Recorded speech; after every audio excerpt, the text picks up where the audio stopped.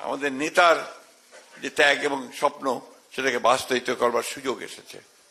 আসুন আজকে সবকিছু ভুলে গিয়ে আমরা এই লক্ষ্যে এগিয়ে যাই। এখন সংগ্রাম লড়াই হচ্ছে আমাদের এই নির্বাচনে জয়লাভ করবার সংগ্রাম। এই নির্বাচনে আমাদেরকে পুরোপুরিভাবে জয়লাভ করতে হবে এবং যাতে করে আমরা বাংলাদেশকে সামনে এগিয়ে যাওয়ার সুযোগ পাই।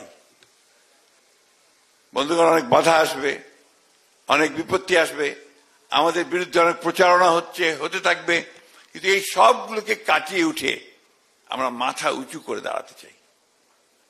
বিএনপি কোনোদিনই পরাজিত হয়নি, পরাজিত হবে না বন্ধুগণ।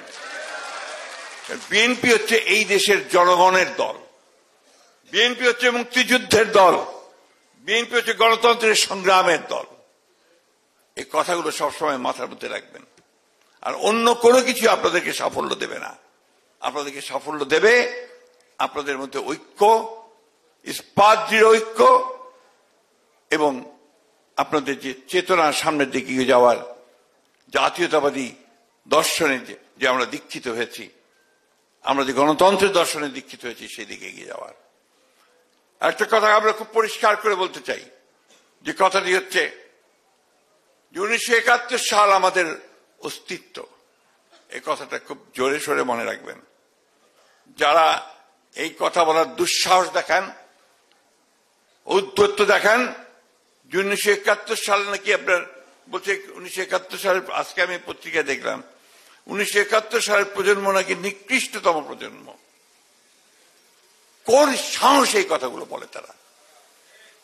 আজকে এই কথাটাই আমি মনে করতে চাই। আজকে আমাদের রুহুল কবির রিজভী সাহেব বলেছেন যে পেছন থেকে অন্ধকারের মধ্য দিয়ে একটা কালো থাবা বেরিয়ে আসছে কিনা, আর একটা ফ্যাসিজম অন্য দিক থেকে আমাদের উপরে চেপে বসতে চাইছে কিনা। আজকে মানুষকে বিভ্রান্ত করে এবং দুর্ভাগ্যজনক ভাবে আমাদের প্রিয় ধর্মকে ব্যবহার করে তারা আজকে বাংলাদেশের মানুষকে বিভ্রান্ত করতে চাইছে কিনা। আজকে সেই শক্তির বিরুদ্ধে আমাদেরকে রুখে দাঁড়াতে হবে। আজকে নতুন সেই লড়াই, একদিকে আমাদের বাংলাদেশকে একটা রাজনৈতিকভাবে, অর্থনৈতিকভাবে দৃঢ় অবস্থানের মধ্যে দাঁড় করাবার লড়াই, আরেকদিকে হচ্ছে এই অপশক্তিকে রুখে দেওয়ার লড়াই। এই দুটিকে নিয়েই আপনাদেরকে এগুতে হবে। আমরা সব সময় ইতিবাচক রাজনীতি করি, আমরা সব সময় অগ্রবর্তী চিন্তা করি। তারই আজকে আপনারা দেখতে পাচ্ছেন যে গত কয়েকদিন ধরে এই কর্মশালা চলছে।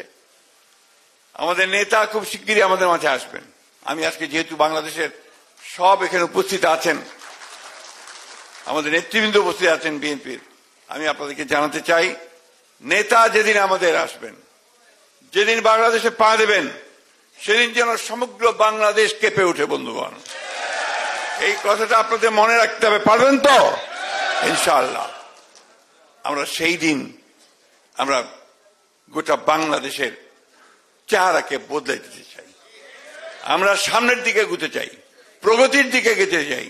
বাংলাদেশকে আমরা বাংলাদেশকে একটা মর্যাদার আসনে প্রতিষ্ঠা করবার জন্য আমাদের নেতার যে চিন্তা ভাবনা তাকে বাস্তবায়িত করার জন্য আমরা সামনের দিকে এগিয়ে যেতে চাই। মানুষের জীবনটাই হচ্ছে সংগ্রাম।